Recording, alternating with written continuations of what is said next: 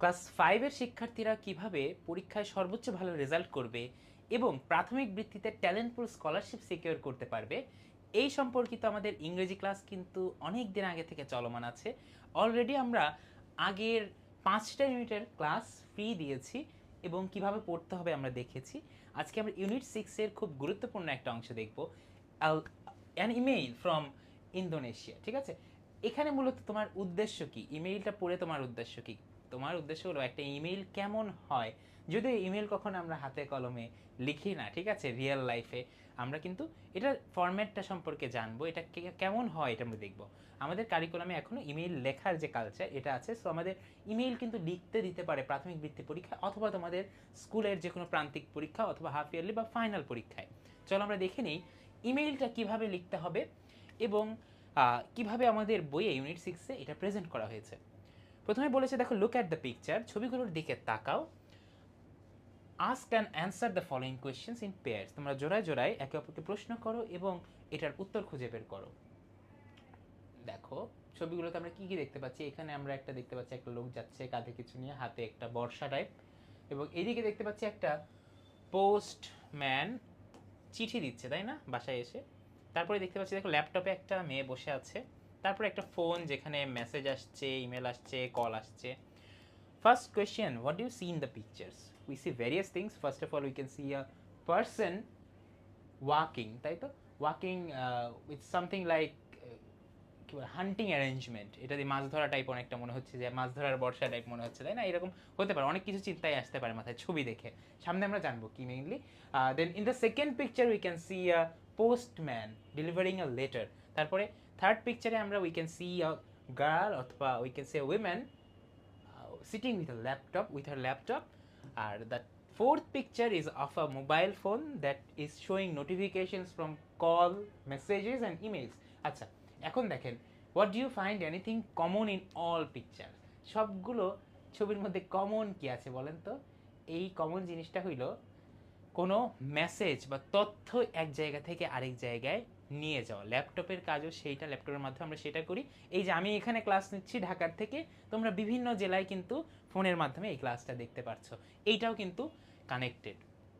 এখন একটা ইমেল আমরা পড়বো। দেখেন ইমেইলের প্রথমে কাকে ইমেলটা পাঠানো হয়েছে এবং কার হতে পাঠানো হয়েছে, মানে কে পাঠিয়েছে কাকে পাঠিয়েছে, এই ব্যাপারটা কিন্তু থাকে। এবং আমরা সবাই ইমেল আইডিগুলো সম্পর্কে অবগত, তাই না, আমাদের ফোনে একটা জিমেইল যুক্ত করতে হয়, এটা কিন্তু এইরকম হয়। দেখেন টু, টু মানে কাকে পাঠানো হয়েছে, হ্যাঁ, মানে এই যে শাহিন আহমেদ 12@gmail.com, এই জিনিসটা হইল প্রাপক, বা ইনি হবে এই ইমেইলটার প্রাপক, বা এই ইমেলটা সে পাবে। এই শাহিন আহমেদ হলো ইমেলটা পাবে, অর্থাৎ এই ইমেলটা শাহিন আহমেদের উদ্দেশ্যে। সো এখানে কিন্তু আমরা জাস্ট শাহিন আহমেদ লিখবো না, তার ইমেইল বা ইমেইল সুলভ একটা নাম লিখবো। ধরো তোমার ফ্রেন্ডের নাম আরিফ আহমেদ, তুমি কি আরিফ স্পেস দিয়ে আহমেদ এভাবে লিখবে না।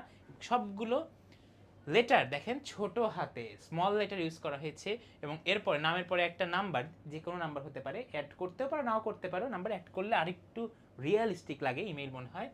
এবং লাস্টে এই যে এই হ্যান্ডেলটা খুব দরকার, এই ডোমেইনটা, ঠিক আছে, দেখেন @gmail.com অথবা @yahoo.com, ইয়াহু মেইলও কিন্তু একটা মেইল, এগুলো আমরা দিব। এরপরে সাবজেক্ট থাকে, যে বিষয়ে লিখছো, সাবজেক্টটা যে কোনো বিষয় হতে পারে।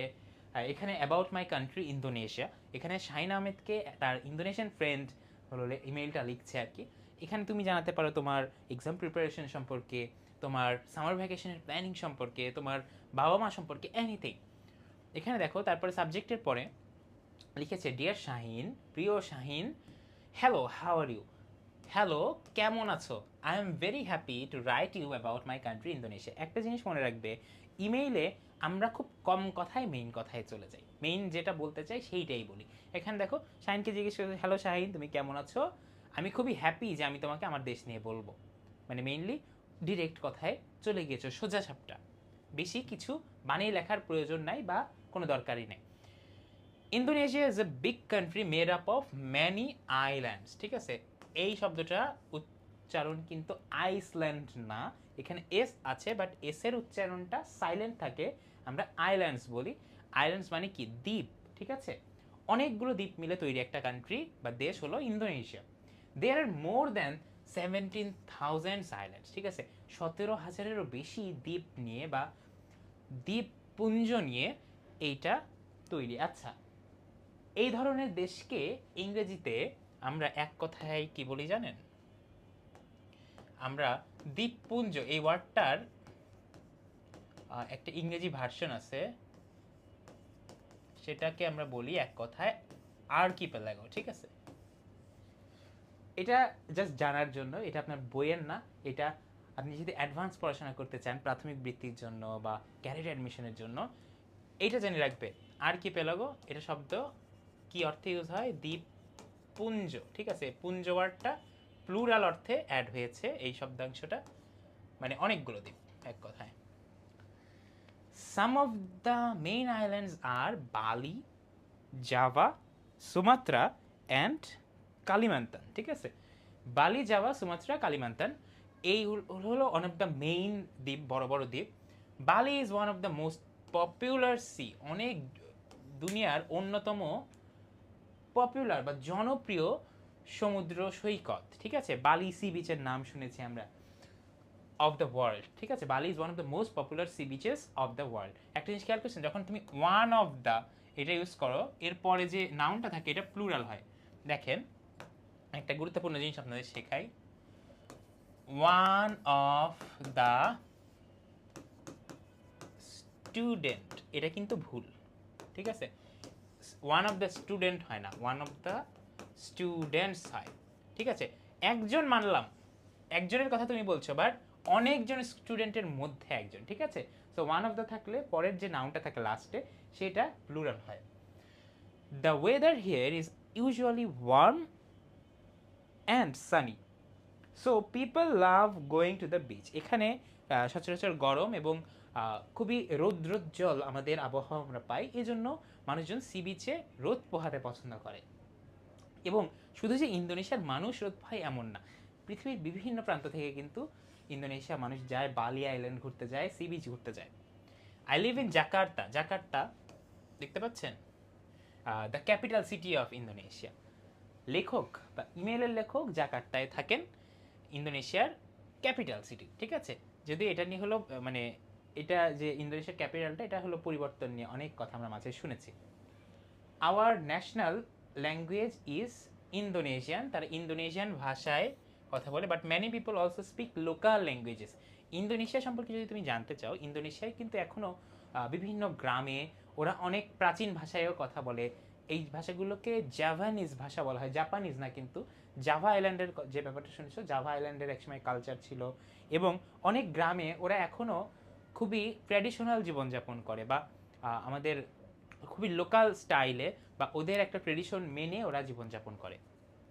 Indonesia is famous for its traditional dances and music. ইন্দোনেশিয়ার নৃত্য এবং সঙ্গীত এটা খুব ফেমাস বা খুবই বিখ্যাত, এবং ইন্দোনেশিয়া এই কারণে famous. We love eating traditional foods, one of our favourite foods is nasi goreng, ঠিক আছে?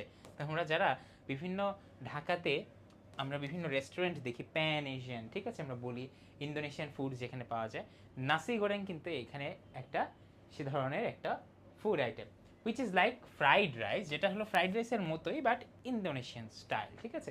We also celebrate big festivals like Eid ul Fitr and independence day. আমরা বড় বড় ফেস্টিভ্যালস এগুলোও উদযাপন করি, যেমন ঈদ, তারপরে স্বাধীনতা দিবস, অবশ্যই আমাদের 26শে মার্চে না, ঠিক আছে, ওদের নিজস্ব স্বাধীনতা দিবস।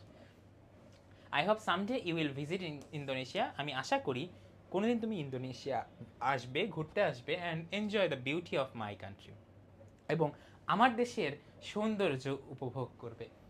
Take care and write me back soon. দেখো একটা জিনিস খেয়াল করো, লেটারে যেমন আমরা অনেক কিছু বলি, তোমার বাবা মাকে সালাম দিও, তোমার ছোট ভাই বোনকে স্নেহ, অনেক কিছু বলি, তাই না? ইমেল এত কথা নেই। Take care and write me back soon, অথবা write me soon, your friend Intan, ঠিক আছে? ফ্রেন্ডের নাম কি? ইনতান। এই যে লেটার আমরা একটা ইমেইলের ইন্টারফেস দেখতেছি, এই বিষয়টাই হলো আপনার ইমেল লেখার স্টাইল বা ফরম্যাট। এখানে যেভাবে আছে, আমরা অনেক সময় লেখার সময় ইমেলে অনেক সময় ফর্মটাও অ্যাড করে দিই, ঠিক আছে? ফর্ম, এখানে তুমি তোমার ইমেল দিয়ে দিতে পারো, বাট বইয়ে এভাবে দেওয়া আছে, তুমি এভাবেও লিখতে পারো, কোনো সমস্যা নেই। তাহলে দেখো এই ফিল ইন দ্য ব্ল্যাঙ্কসগুলো আমরা একটু পূরণ করার চেষ্টা করি। ইনতান ইজ ফ্রম অবশ্যই ইন্দোনেশিয়া। ইনতান হলো ইমেইলের writer. Dash is a popular beach in the world, সেটা কি? বালি, ঠিক আছে, এটা হলো ইন্দোনেশিয়া। ইন্দোনেশিয়া শর্টে লিখলাম। Indonesia is a big country with many islands, ঠিক আছে, islands. Nasi goreng is a traditional food, nasi goreng এক ধরনের খাদ্য। ঈদ উল ফিতর আর ইন্ডিপেন্ডেন্স ডে আর বিগ ফেস্টিভ্যালস ইন ইন্দোনেশিয়া। এই যে এভাবে ইংরেজি বুঝে বুঝে পড়ার আনন্দটা কেমন আসলে তুমি বলো তো? অবশ্যই অনেক ভালো, কারণ ইংরেজিটাকে একটা পড়াশোনার চাপ বা বার্ডেন হিসেবে না দেখে যদি ভাষা হিসেবে তোমরা শেখার চেষ্টা করো, তাহলে তোমার জন্য কাজটা কয়েক গুণ আমাদের সহজ হয়ে যায়। ইংরেজিটা এভাবে বুঝে বুঝে শিখবে। গ্রামাটিক্যাল আইটেমগুলো আমার সাথেই বুঝে বুঝে শিখে নিতে তুমি কিন্তু যুক্ত হতে পারো আমাদের প্রাথমিক বৃত্তির এক্সক্লুসিভ ব্যাচে, যেখানে ইংরেজি গ্রামার এভাবে ধরে ধরে লাইন টু লাইন বইয়ের সকল কিছু পড়ানো হচ্ছে। তুমি যদি আমাদের ব্যাচে যুক্ত হতে চাও, অবশ্যই আমাদের পেজে অথবা হোয়াটসঅ্যাপ নাম্বারে মেসেজ দিতে পারো। এখানে দেখেন কয়েকটা জিনিস মিলাইতে পারি। ইমেল অ্যাড্রেস কি? ইমেল অ্যাড্রেস হলো যে অ্যাড্রেসে আমরা ইমেইল পাঠাই, ঠিক আছে, টু বক্সে আমরা যাকে পাঠাই সেটা তার ইমেল অ্যাড্রেস, যেমন লিখেছিলাম শাহিন আহমেদ 12@yahoo.com। সাবজেক্ট আমরা দেখেছি। তারপরে গ্রিটিংস, গ্রিটিংসটা কোনটা? এই যে ডিয়ার শাহিন, হাই সেলিম ইত্যাদি আমরা লিখি, সেগুলো হলো গ্রিটিংস। ফার্স্ট প্যারাগ্রাফ, ঠিক আছে, প্রথমে আমরা লিখি না কেমন আছো, আজকে আমি তোমাকে এই ব্যাপারটা নিয়ে লিখবো, এইটা হইলো ফার্স্ট প্যারাগ্রাফ। তারপরে আমরা দেখতে পাচ্ছি বডি। ইমেইলের বডিটা হলো মেইন কথা, যে প্যারাটায় ইন্দোনেশিয়া নিয়ে ইনতান লিখেছে সেটা হলো আমাদের বডি। তারপর লাস্ট প্যারাগ্রাফ বিদায় জানানো হয়, এবং এন্ড অফ ইয়োর ইমেইলে আমরা লিখি যে তোমার ফ্রেন্ড বা ইয়োর্স ফর এভার এমন, তারপরে নামটা লিখে দিই, তাই তো, টাইপ ইয়োর নেম এমন। লাস্ট কাজটা কি? Press send. সেন্ড বাটন না দাবাইলে তোমার কিন্তু ইমেইলটা পৌঁছাবে না। তো জিমেইলের মাধ্যমে আমরা ইমেইল পাঠাতে পারি এবং আরও পাঠাতে পারি। এখানে একটা ফরম্যাট দেওয়া আছে, এখানে তুমি তোমার ফ্রেন্ডকে ইমেইল লেখার চেষ্টা করবে, তোমার খাতায় অবশ্যই বইয়ে লিখবে না। Describing a festival of your country, তোমার দেশের অর্থাৎ বাংলাদেশের একটা অনুষ্ঠান সম্পর্কে, হতে পারে ঈদ, হতে পারে তোমার ধর্মীয় উৎসব, দুর্গাপূজা, বৌদ্ধ পূর্ণিমা, অ্যানি, যে সেটা নিয়ে তুমি তোমার ফ্রেন্ডকে একটি ইমেইল লিখবে। এটা তোমাদের কাজ থাকবে। ইউনিট 6-এর মাধ্যমে কিন্তু আমরা দুইটা জিনিস শিখলাম, দুইটা জিনিস না অ্যাকচুয়ালি, মূলত ইমেল কিভাবে লিখতে হয় বা পরীক্ষায় যদি আসে কিভাবে লিখতে হবে এটা জেনেছো, ইন্দোনেশিয়া সম্পর্কে জেনেছো, এবং অনেকগুলো নতুন নতুন ওয়ার্ড লাইন টু লাইন আমরা পড়তে পেরেছি। এভাবে প্রতিটা টপিক ভালো মতো শিখে নিতে আমাদের পেজে যোগাযোগ করতে পারো অথবা আমাদের হোয়াটসঅ্যাপ নাম্বারে যোগাযোগ করতে পারো। ইনশাল্লাহ আবারও দেখা হবে সামনের ইউনিট 7 সুন্দরবনের ক্লাস দিয়ে।